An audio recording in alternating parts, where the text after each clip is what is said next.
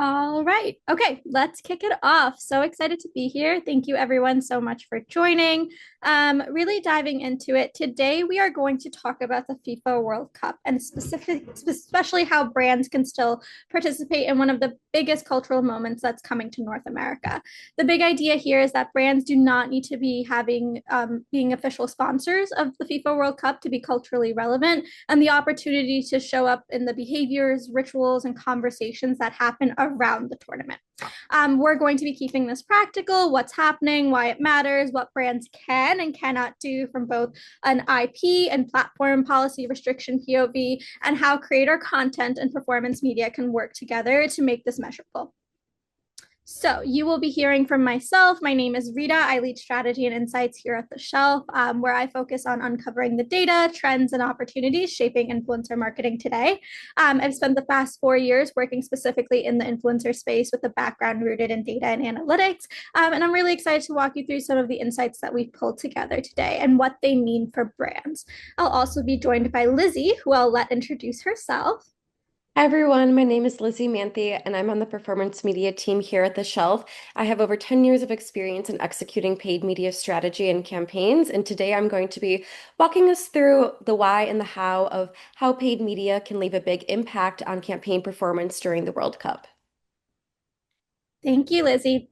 So just one quick intro slide on The Shelf. So we are a full service data-driven influencer marketing agency. We've been in the business for over 14 years. We work with brands across almost every industry. Think food, bev, CPG, retail, fintech. We've kind of done it all. We've been on Inc. 5000's list of fastest growing private companies for the past 4 years. And even more so than that, we really understand the creator economy, and we know how to take data and create content that's actually going to perform and hit your goals and objectives. And we'll kind of be talking about how we're going to do that with soccer content in general. So on today's agenda, we're going to be starting with why this moment matters, what does it mean for brands, how do brands participate, and then we'll close with activation and measurement led by Lizzie, what we can actually do, would we amplify it, and how do we prove that it actually worked. So with that, let's kick off with the size of the moment. So we know this year, first time since 1994, that the US, the FIFA World Cup is coming to the US. The 2026 tournament is going to be unprecedented in scale: 48 teams, 104 matches, 16 host cities, and 3 nations across the US, Mexico, and Canada. It's also the first time since 1994 that this men's tournament is actually returning to US soil, like I mentioned. So there's just a lot of built up cultural and commercial energy around it. And the key point for brands is that this isn't just one big game. It's a multi-week attention window across markets, platforms, languages, and fandoms. And scale alone isn't the reason that creators really matter here. The bigger shift is how fandoms actually behave now. So what we're seeing is this macro trend where fans are no longer just watching sports on online, right, or streaming. They're really participating within those sports. They're posting reactions, making memes, sharing outfits, debating calls, showcasing watch party setups, and turning fandom into pure content. And the brands that are going to win in this environment won't just interrupt the moment with generic ads. They'll behave like contributors, showing up in a way that feels native to how fans are already expressing themselves. And TikTok is obviously becoming a major hub for this tournament, reinforcing that this will be a very social driven moment. And so that really begs the question of, if you're not an official sponsor, how do you fit in? And that's kind of the big opportunity that we're seeing for brands, right? You don't need to be official to be relevant. You may not be able to use official IP, but you can absolutely show up in the routines that the tournament is going to be creating within the United States this upcoming summer, creating timely content that's going to get picked up by the algorithm across social channels. And we'll talk about a little bit more about how we make that happen. But think about it this way. Think about everything happening around the match, the people that are traveling, getting dressed, ordering food, hosting watch parties, and really just being involved and reacting in real time, that's where brands can participate. And so what we've done here on the next slide is really map out that consumer journey and what it means for fans, right? And like I mentioned, this opportunity is much bigger than the match. We know that international tournament visitors are expected to spend over $5,000 per person, with many staying longer than 2 weeks and looking to explore beyond the traditional match cities that they are actually intending to go to. But the point is not just the travel spend, right? The point is that the tournament is creating this full journey of needs and consumer behaviors.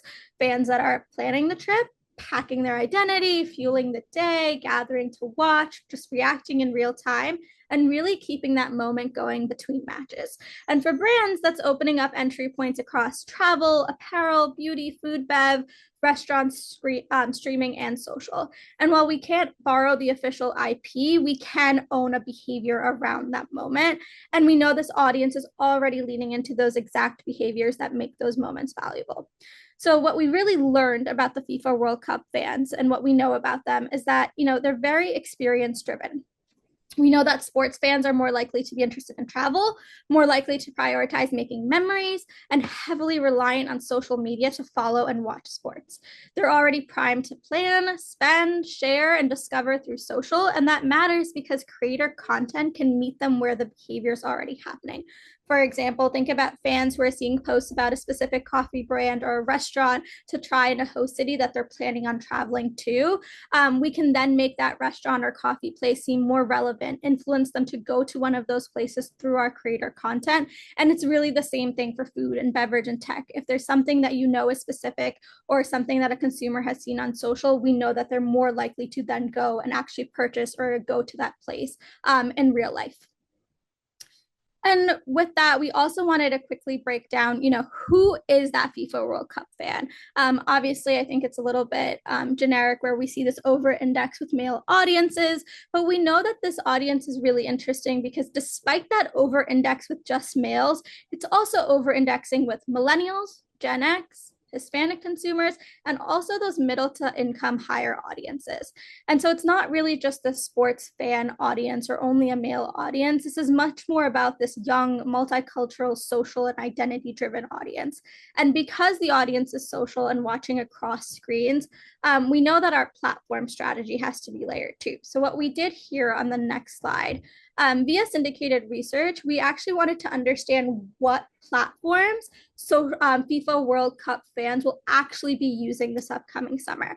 And the reason for doing so is to really understand what platforms are opportunistic here when it comes both to influencer as well as brand owned and operated content.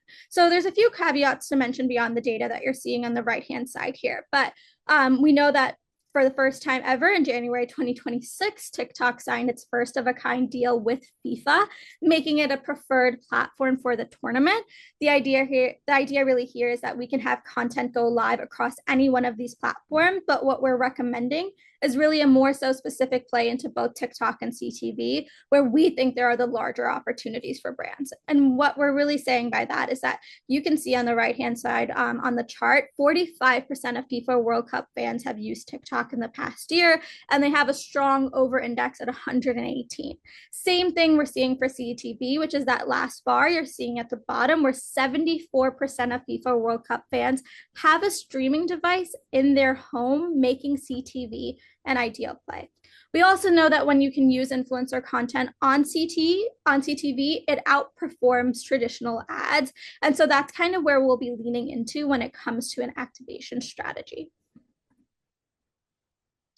Okay, now the fun part. So we're actually getting into how we would activate. And this is where we get into targeting, restrictions, cultural opportunities, creator concepts, and performance media and measurement.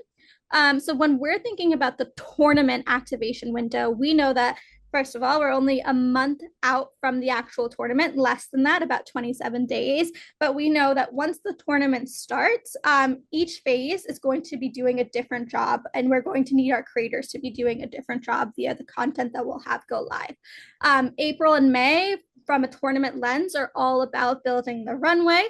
You can anticipate roster announcements, a lot of national pride coming out of teams. planning, media coverage, and that pre-tournament anticipation. June is our kickoff mode, so daily matches, that second screen behavior will really be at an all-time high. A lot of watch parties and creator reactions happening on social. The first half of July is when attention is going to intensify, right? We'll have those knockouts and those eliminations, so really knowing which teams are going to the finale, and the emotional stakes will really be high. The second half of July is the finale and the afterglow. So recaps, best moments, places consumers visited, things they bought, really where they spent their money and their time, and that fandom really continuing online.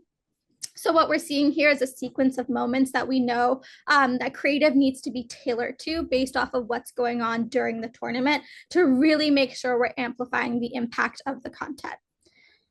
This is personally one of my favorite slides. It's designed as a football field. Again, what's a good deck about the World Cup if it's not a World Cup theme? But awesome. We really are seeing those three immediate opportunities, right? First, that Hispanic and Spanglish language content. This is a major audience opportunity, and it's not just about translation, right? It's culture, identity, family, humor, and code switching. Second is those Gen Z and millennials that we saw earlier have that really high over index. And this is where that niche creator strategy is going to matter the most because these audiences do not at all show up through traditional sports content. They might show up as music influencers, fashion, food, comedy, travel, beauty, really a wide niche of influencers that we can cast and a wide niche of content that we can really go in with. So both a mixed tier and a mixed vertical approach. And finally, channel expansion. So the tournament is giving brands a reason to test into platforms like YouTube, TikTok, CTV, these high impact second screen environments because attention is going to be fragmented. We know that 73% of consumers will be watching through a second screen or will have that second screen in front of them. And we know that content going live on these platforms is going to be more likely to be picked up by the specific algorithm on those platforms, given the larger moment that soccer will be happening in the summer. In order to make some of these more concrete, on the next slide here, we have some opportunities for plays. Marinelle asked, yep, perfect. And this slide, just really high level, is where every brand should be able to find themselves. And really the idea here is to identify these 5 plays or specific creative ways in which we could reach or lean into one of those larger moments on the slide before, and why it matters, how it would come to life, and what the role of the influencer here would be. And I won't go into each one of these in too much detail, but the idea here, right, there's so many creative ways in, and each one of them very tailorable niche to your brand. And you can think about it through one of these 5 lenses, right? Maybe it's a watch party play where it's a brand and food, CPG, delivery. We know that matches are a hosting event. 70% of US consumers are planning to spend at least $100 extra on tournament related purchases. Maybe this is the moment to really test those food and lifestyle creators, showcasing how they host. That Hispanic first play, obviously, I think is very interesting. If you're a brand who's always wanted to test in platform, in language content, test Hispanic influencers, test Spanish language content, this is that opportunity. We know that Hispanic households are 37% more likely to watch soccer than the general population. And then the local host city play, another one of my favorites. This is for all those local retailers, restaurants, services, really just individual host cities are anticipating spending between 160 million and 620 million in incremental economic activity each. And this is really where our performance media, where Lizzie will speak to it in just a minute, where we can do a ton of geo-targeting on our side to make sure that our content or the influencer content is really showing up to the right users who are actually coming to these host cities and really making your brand relevant around this major moment. And then the last slide from me before Lizzie talks about the fun stuff is really the do's and don'ts around what we can do and what we can't say. We know that the safe zone here in terms of IP is to really root content creators casting into that generic fan culture, right? Talk about summer soccer, global football, the matches, the big tournament, viewing rituals, leaning to country pride, watch parties, and generic terms. We can really use any one of those. But what brands should avoid if they're not an official affiliation is FIFA World Cup 2026, and anything that's really related to the official logo or branding. And once you have those guardrails, that's really where we have the opportunity to create this custom creative and strategy for each specific brand. So, with that, I'll actually pass it over to Lizzie to talk about how we would amplify and make this content actually come to life within a paid environment. Perfect. Thank you, Rita. So when we're talking about performance media and creator content, we're really working to make the organic content measurable and leave a large impact. So when we do this, we're able to see strong results and performance KPIs really start to compound. So when we're talking about a large global event like the World Cup, we really want to make sure that the soccer content, while it may not have a direct correlation to your brand or the target consumers, but we're still going to be going after with paid media and making sure that we're reaching your target audience of who those consumers would be. The way that the paid media algorithm has changed is before you used to log onto your Instagram or your social channels and people that you followed, you would see their content, but now the way that your algorithm is serving you content is based off of what you're liking, what you're interacting with. So just because somebody is a big soccer fan, it doesn't mean that they're not consuming other types of content based off their interests. And we've done some consumer research and we found that, soccer fans are also really have a high affinity with travel, food and drink, entertainment, community, lifestyle, and all of these subcategories will all map back and correlate back to target consumers for your brand. So now to answer the big question is why should I invest in performance media for the World Cup? So what we've done is we've kind of broken this down into three key pulses and reasons of why performance media is so important during a big cultural event like this. So the paid amplification is really scaling to help measure back to business outcomes on the creator content. And with this, we're able to drive a higher ROI on every creator asset with paid amplification. So just because we have a organic creator posting, say for example, a TikTok video, we can take that TikTok video and also run it across multiple channels. So TikTok, Instagram, Facebook, YouTube Shorts, you name it. We're automatically there creating additional scale and additional reach with just that one same asset. And with this comes extended content lifespan. So outside of the typical organic posting window, 24, 48 hours, maybe a week if you're really lucky with your organic post. The paid media, we can extend the flight to be the full tournament length to really help keep the brand relevant throughout. And all this ties together more reach, more impressions, more platforms, and more performance signals that are tying back to the KPI. Our second one is the attention is concentrated during this time, and the intent is going to be really high with consumers wanting to purchase. So the World Cup, as Rita mentioned, is a huge cultural event. There's going to be billions of fans across the world tuned into the same moments. With that, there's going to be a lot of social conversations and a lot of social posts going on online. This is something that organic posting alone just won't be able to scale and reach the amounts of people that are going to be tuned in. So paid media can also help really, again, keep that brand visible throughout the full tournament with getting extra eyes on the content, paying for those impressions, the views, making sure that we're mapping back to the optimization window that's going to map to the KPIs. And you may be wondering, but I don't want my creator content to feel like an ad to be boosted. But when we here at the shelf are boosting our creator content, we're still running it through the creator's handle. So it's still going to feel very native and authentic in that cultural relevance especially as opposed to when being compared to a lot of the larger commercial produced type of content that can be out there.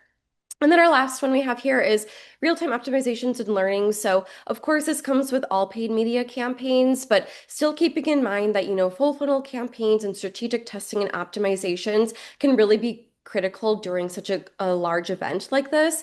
And with this, we turn off what isn't working and we really scale and feel what is working. And that's where we really start to see a lot of our results start to compound and that performance really start to fuel. And then we have a little bonus here, as Rita kind of teased before. We have the geo-targeting, of course. So this is going to be really important for brands that want to still have a digital presence with creator content, but also be serving to people that are those core fans that are attending the games, they're in the host cities, they're going to all the different events that are going to be held during the tournament time. So we're still able to go in and we can geo-target and make sure that the creator content is going to, across the different countries, different cities, the time zones, to make sure we're serving it to the correct people. And then we go into a little bit on our measurement here. So, of course, jumping ahead, we do want to talk about two key, really big pulses that would be really relevant as opposed from just standard paid media. So, the first one being the CTV. CTV itself is really having a really big year this year. And so, putting creator content on CTV where people are, they're watching, they're tuning into their favorite shows, they're tuning in to watch the game, and putting the creators on there is again going to make that brand experience feel very native. And so with our CTV partner, we have access to unlock live World Cup streaming during the game. So while this is a premium placement, your brand is going to be still served with creators in an authentic way in front of those really engaged fans that are tuning in and watching the games live. And then our second one is TikTok Pulse. So jumping ahead, TikTok Pulse here. TikTok Pulse is going to really help feature our get your content with the branded creators in front of the highly engaged audiences. So TikTok Pulse will serve ads after one of the top 4% trending videos on the platform at the time in any of the subcategories that are listed. So for example, sports, or as Rita had mentioned, the Hispanic has a really high affinity for the World Cup. And so leaning into some of these category pulses with the creator content, we're going to be serving the ads to people who are highly engaged. They're watching that and consuming that trending content, and then to serve them with our ad where they want to see more content like what they were just watching that's trending and going viral.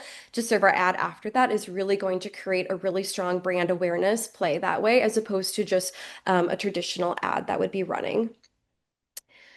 And lastly, we'll map all this back to measurement. So of course, all of this is fun and exciting, but we really need to make sure that we're able to understand what is actually driving growth and what is performing. So first, we'll start with different performance signals. So we'll be looking at different KPIs to help meet your brand goals and what those are. And then we'll map them back to different creator signals, such as views, likes, comments, saves, and shares that help show purchase intention. And we'll also map it back to different amplification signals on the paid side. So of course, looking at more lower funnel metrics, such as add to carts, cost per acquisition, sales volume, that way.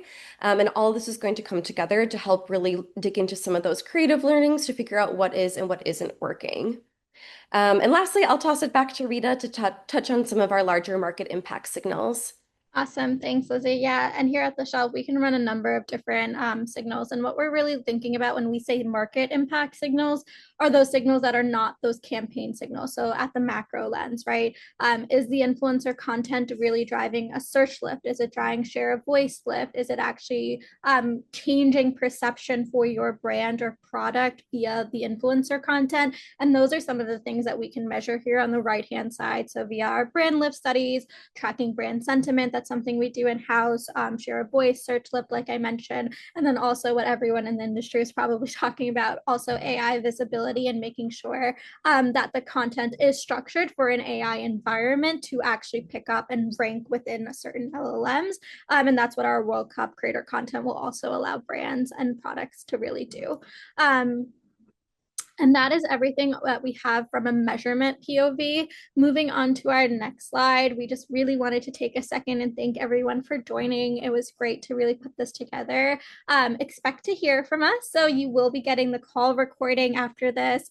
We're happy to answer any common questions via email, and also the opportunity to pre-register for our next internal event, which we call Shelftopia. We'll also send out some details around that as well.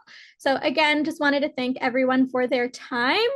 And with that, we will be ending the webinar. So I hope everyone has a great Thursday.